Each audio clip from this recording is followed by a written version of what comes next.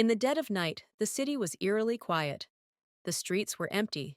The only sound was the occasional echo of footsteps. As I walked home from a late shift, a sudden chill ran down my spine. I couldn't shake the feeling of being watched. Turning a corner, I saw him, a man standing under a dim streetlight. He was dressed in a sharp suit, but something was off. His face was contorted into a grotesque grin, stretching unnaturally from ear to ear. His eyes were empty and lifeless. I tried to ignore him and quickened my pace, but as I glanced back, I saw he was now walking slowly in my direction, still grinning. My heart raced. I picked up my pace, but the man's grin seemed to widen with every step I took. He began to follow me, his movements jerky and unnatural, like a marionette being pulled by invisible strings. I could hear his footsteps growing louder, more insistent. In a panic, I broke into a run, my breath coming in ragged gasps.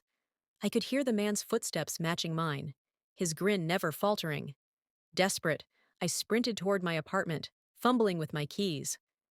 As I finally slammed the door shut and locked it, I leaned against it, gasping for breath. I peered through the peephole, half expecting to see him standing right outside. To my relief, he was gone. I was about to relax when I noticed something odd. There was a faint scratching sound coming from the door. Summoning my courage, I opened the door just a crack. My heart stopped when I saw a piece of paper slipped under it. I unfolded it with trembling hands. The note read, "I know where you live." The reality of what had happened hit me like a freight train. I had narrowly escaped something deeply unsettling, something that knew exactly where I was. I locked the door, bolted the windows, and sat in silence, haunted by the thought that the smiling man might still be out there, waiting for me. The town was small, peaceful, and boring, until the children began to disappear. It started with a few, then a dozen, and soon the town was gripped by fear. No one could find a pattern, and there were no clues left behind.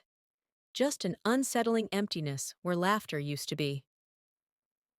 I was a teenager at the time, and my younger sister, Emily, was among the missing.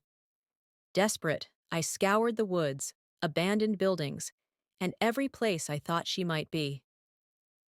One evening, while searching the outskirts of town, I stumbled upon an old dilapidated house I'd never noticed before.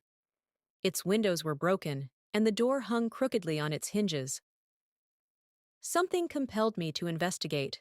Inside, the house was eerily quiet, except for a faint humming sound coming from the basement. As I descended the creaky stairs, the air grew colder. The humming grew louder, turning into a distorted, almost melodic chant. The basement was dimly lit by a single flickering bulb, revealing walls covered in strange symbols and photographs of the missing children, including Emily. In the center of the room stood an old-fashioned, ornate mirror, its surface tarnished and covered in grime. The mirror seemed out of place amidst the decay. I approached it, my heart pounding. The humming reached a fever pitch as I stared into the glass. The reflection was unsettling. It showed the basement, but with a twisted, otherworldly version of the room. The walls pulsed, and the faces of the missing children appeared in the reflection, their eyes wide with terror. Suddenly, the mirror began to distort, and I saw a figure behind me in the reflection, tall, shadowy, with hollow eyes. I spun around, but there was nothing there.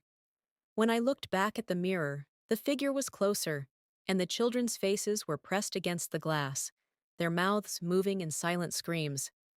Panicked, I grabbed a nearby metal pipe and smashed the mirror. The glass shattered, and the room fell silent. But the shadows that had lingered seemed to writhen and twist, coalescing into a dark, oppressive presence.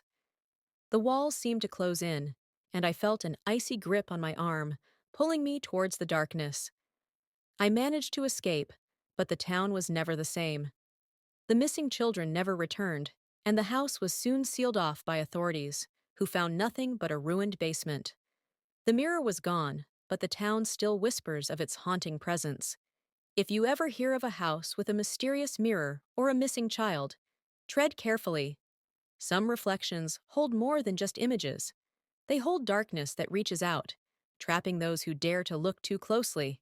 It was supposed to be a shortcut. I was running late for work, and I'd taken that wooded trail 100 times before. It cut straight through the dense forest, shaving off at least 10 minutes. But that morning, something felt off. The air was thick, heavy, and the usual sounds of birds and wind were eerily absent. I shrugged it off and quickened my pace. It was just my imagination. But the further I went, the more uneasy I felt. Then I heard it, a soft rustling behind me, like something was moving through the trees. I turned, heart pounding, but nothing was there. Get a grip, I whispered to myself, trying to focus. I kept moving, but the rustling didn't stop. It grew louder, closer. I started to walk faster, then broke into a run. The trees blurred around me, my breath coming in shallow gasps. Whatever was following me was fast, too fast.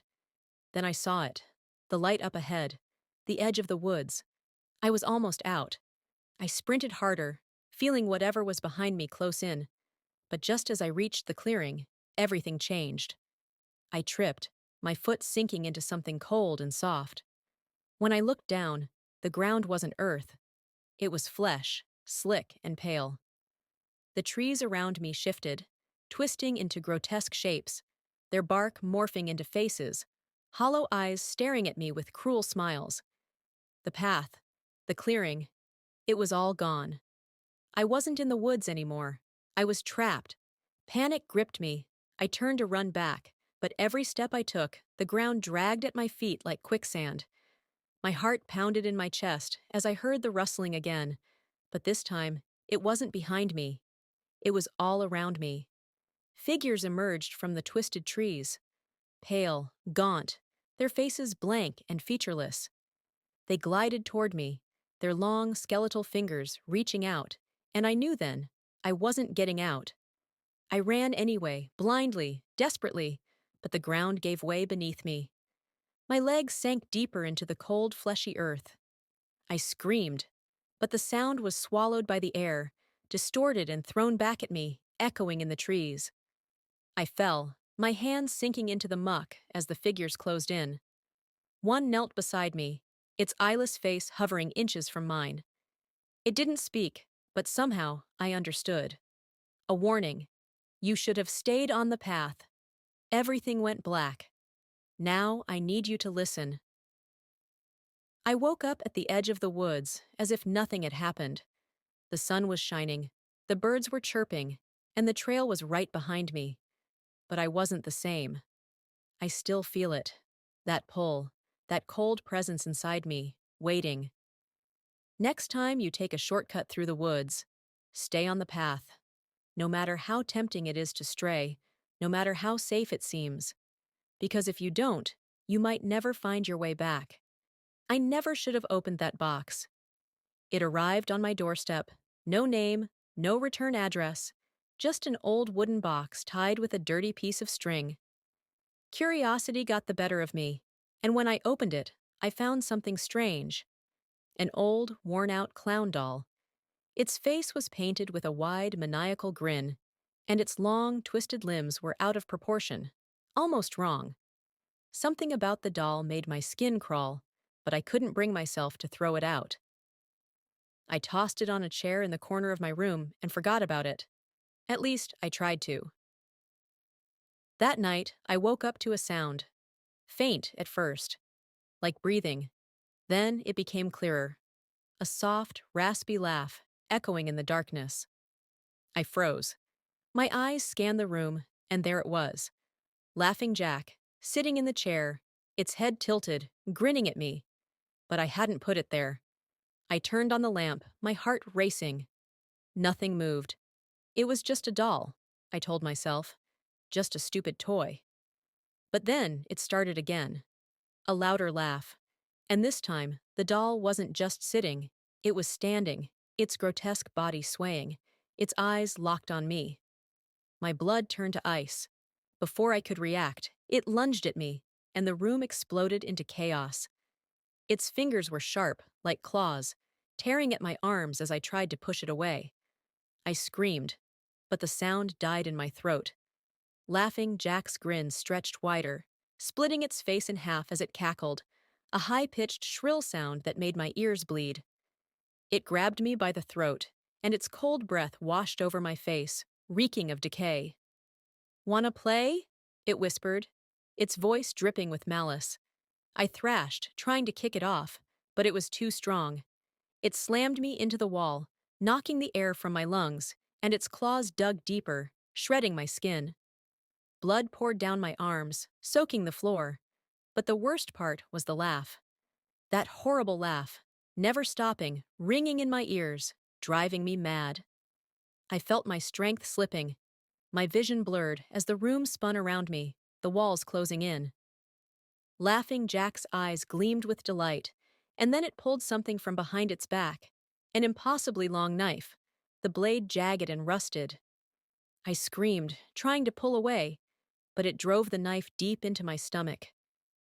The pain was blinding, white hot, and I felt my insides twist as it carved upward, laughing louder with each slice.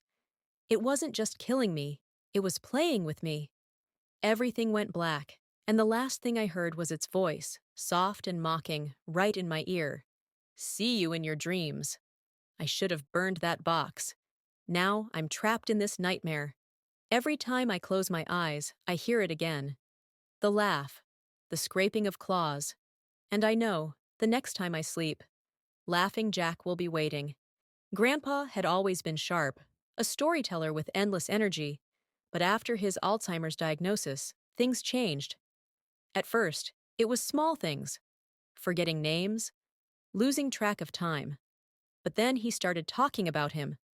"There's a man," Grandpa whispered one night at dinner. "He stands in the corner of my room, watching me." We brushed it off as part of his condition.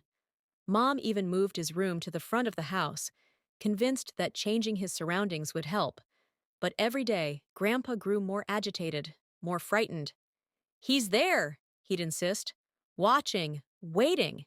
It got worse. Grandpa started refusing to sleep, saying the man got closer at night. He begged us to check the corners of the room, but when we did, there was nothing there. Just the same bare walls, the same quiet space. "He's going to take me," Grandpa said once, tears in his eyes. "And he's coming for all of you after." We tried to calm him, convinced it was the disease, but Grandpa never stopped warning us. His final words, before he passed, chilled me to the bone. "Don't trust him. Don't let him in." After Grandpa's death, the house felt emptier, quieter. We all grieved, but deep down, we were relieved his suffering was over. The man in the corner? Just a phantom of a deteriorating mind. Or so we thought. A few weeks later, I was in Grandpa's old room, packing away his things, when I saw it.